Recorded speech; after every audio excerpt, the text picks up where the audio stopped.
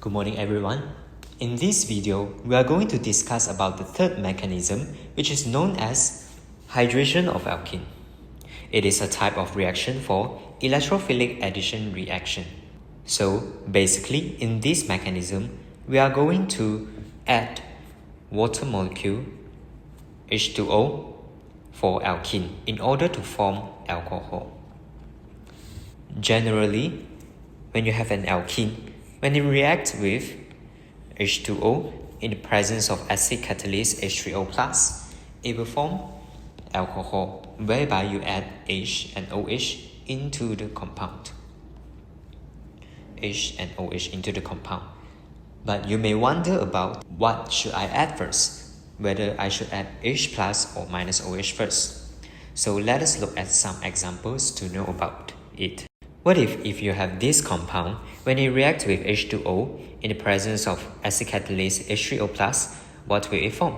First, you need to know that you are not going to apply Say-Zapp's rule anymore, because in the last video, Say-Zapp's rule is for carbocation and then you want to form double bond. But in this case, double bond is already available, so you are not going to apply Say-Zapp's rule, but another rule called Markovnikov's rule. And as you can see here, Markovnikov's rule is actually the opposite of Say-Zapp's rule. Say-Zapp's rule says that when you have more alkyl, you will be more stable when you are forming double bond. However, in Markovnikov's rule, you already have double bond and you want to break the double bond to form carbocation. So it occurs for less alkyl group. It will be more stable. Not more alkyl, more stable, but less alkyl, more stable when you are breaking the double bond. So let us look back the example whereby you have this compound. So as we know that we are going to first add H plus and add minus OH. But before you add H plus, you must break the double bond first. So this is going to be our aim for this mechanism.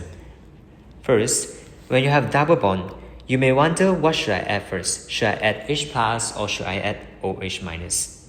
You must add the less awkward one, which is the electrophile, and in this mechanism it is H plus, followed by the more awkward one, the nucleophile, and for this case it is minus OH.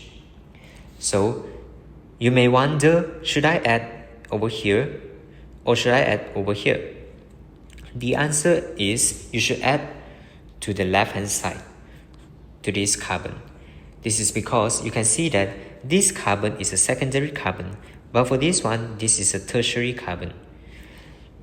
And as Markovnikov's rule says that, we are going to add to the less alkyl group to be more stable. So we are going to add H to this carbon. And next, minus OH is going to add to this carbon. You are not going to add like this because it is not Markovnikov's rule. Now, let us look at the mechanism for hydration of alkene. First, when you have this compound, when it reacts with H2O in the presence of H3O plus acid catalyst, what will it form?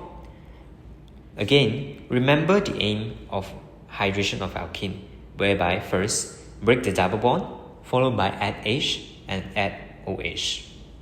In the first step, this alkene is going to react with H3O+.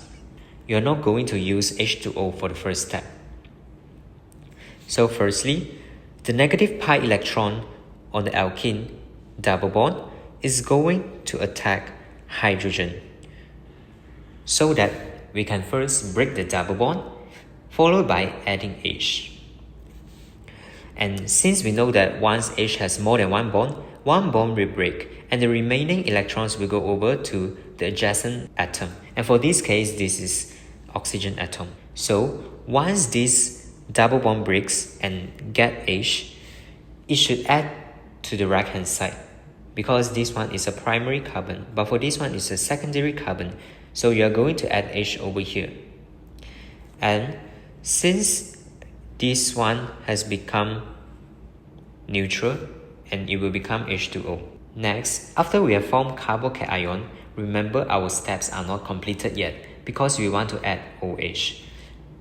Thus, the next step, we are going to use H2O to react with this one, which is these two compounds. The lone pair from oxygen atom is going to attack the carbocation, whereby you form a bond over here between carbon atom and oxygen atom. Since oxygen atom has lost one lone pair, it will have a formal charge of positive 1. Remember, we just want to add OH, so the next step is going to remove the H. So we are going to use back the same H2O molecule and use the lone pair from oxygen atom to attack and grab away the H in order to leave OH, which we want, to form this compound together with H3O+. So once all the aims are completed, this means that the mechanism is completed. Remember, the first step, we are going to use H3O+, and the last step, we are going to form back H3O+. When we have this compound react with H2O in the presence of acid catalyst H3O+, what will it form? Again, remember the aim, which is first, we are going to break the double bond, followed by adding H, and finally adding OH. First, the double bond is going to break and we are going to add H. So the negative pi electron is going to grab the H so that the bond between O and H break and it will form back H2O, which is stable. And then we get the H that we want. Remember Markovnikov's rule, whereby you are going to add H to the less alkyl one. For this case, this one is a secondary carbon, but this one is a tertiary carbon because it attached to 1, 2, 3C. So H is going to add over here. Next, we are going to add OH, whereby we are going to use H2O to react with this one, which is these two compounds. H2O, the oxygen, which has lone pair, is going to attack the carbocation to form this, whereby a bond is formed at here.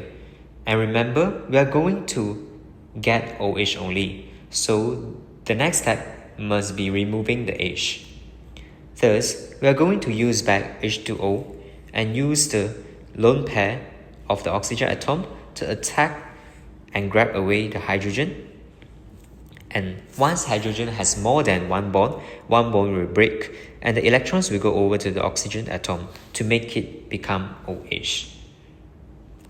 And remember, we will form back H3O+.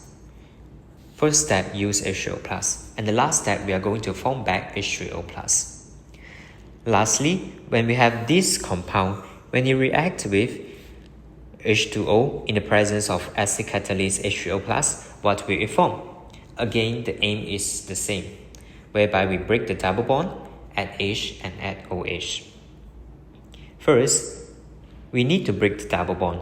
So the negative pi electron is going to grab the H to itself to add H. So it will form something like this, whereby H is added over here, not here. Why? Because this one is a primary carbon, but for this one, this is a secondary carbon. So according to Markovnikov's rule, it will favor the less alkyl group, which is this one.